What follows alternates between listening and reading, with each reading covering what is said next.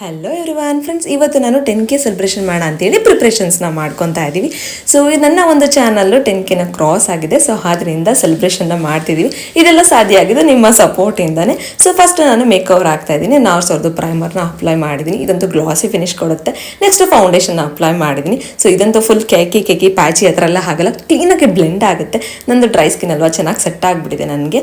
So ನೋಡಿ, next ನಾನು setting ಪೌಡರ್ನ ಹಾಕೊತಾ ಇದ್ದೀನಿ. ಇದಂತೂ ಕ್ಲೀನಾಗಿ ಸೆಟ್ ಆಗುತ್ತೆ, ಮೇಕಪ್ ಚೆನ್ನಾಗಿ ಸೆಟ್ ಆಗುತ್ತೆ.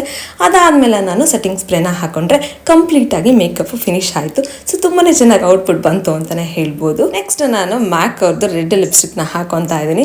ಸೊ ರೆಡ್ ಕಲರ್ ಅಂದರೆ ನಂಗೆ ತುಂಬಾ ಇಷ್ಟ, ರೆಡ್ ಲಿಪ್ಸ್ಟಿಕ್ಕು. ಸೊ ಅದರಿಂದ ರೆಡ್ ಹಾಕೊತಾ ಇದ್ದೀನಿ. ಇವತ್ತು ರೆಡ್ ಡ್ರೆಸ್ ವೇರ್ ಮಾಡ್ತಾ ಇದ್ದೀನಿ. ನೋಡಿ, ಈ ಒಂದು ಡ್ರೆಸ್ನ ನಾನು ನೈಕಾ ಫ್ಯಾಷನ್ಸಿಂದ ಬೈ ಮಾಡಿದ್ದು. ಯಾರಿಗೆಲ್ಲ ಲಿಂಕ್ ಬೇಕೋ ಲಿಂಕ್ ಅಂತ ನನಗೆ ಕಮೆಂಟ್ ಮಾಡಿ ಹೇಳಿ, ನಾನು ನಿಮಗೆ ಲಿಂಕ್ನ ಪ್ರೊವೈಡ್ ಮಾಡ್ತೀನಿ.